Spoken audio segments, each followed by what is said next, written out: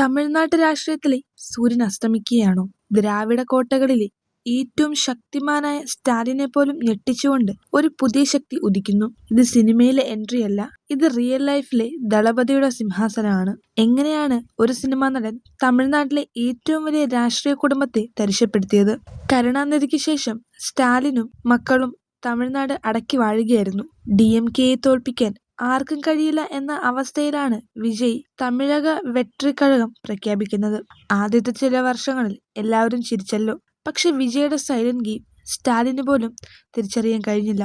Cinema സെറ്റിൽ നിന്ന് മക്കളിലേക്ക് വിജയ് എങ്ങനെ ഇറങ്ങിച്ചെന്നു? വിജയുടെ വിജയത്തിന്റെ ഏറ്റവും വലിയ കരുത്ത് യൂത്താണ്. DMKയുടെ പഴയ രീതികളിൽ മടുത്ത യുവതലമുറയെ വിജയ് കയ്യിലെടുത്തു. വിജയുടെ മക്കൾ ഇയക്കം വെറും ഫാൻസ് അസോസിയേഷൻ മാത്രമല്ല, അതൊരു മിനി ഗവൺമെന്റ് പോലെ പ്രബലമായിരുന്നു.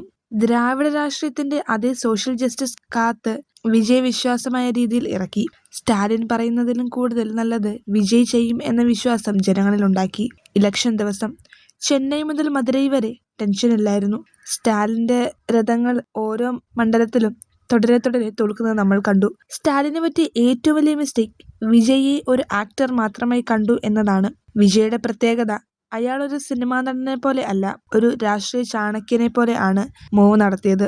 DMKയുടെ വോട്ട് ബാങ്കിൽ 40% വിജയ് സൈലന്റായി തട്ടിയെടുത്തു. ഇപ്പോൾ തമിഴ്നാട് മൊത്തം ദളപതിയുടെ കയ്യിലാണ്. സ്റ്റാലിന് ശേഷം ഉള്ള രാഷ്ട്രീയം അത് വിജയുടെ കാലമാണ്. ഇത് തമിഴ് മക്കളുടെ മാറ്റത്തിനുള്ള ആഗ്രഹമാണ്. വിജയുടെ ഈ വിജയം വെറുമൊരു തുടക്കം മാത്രമാണോ, അതോ തമിഴ്നാട് രാഷ്ട്രീയം കണ്ട ഏറ്റവും വലിയ റെവല്യൂഷനാണോ? നിങ്ങളുടെ അഭിപ്രായം കമന്റ് ചെയ്യുക.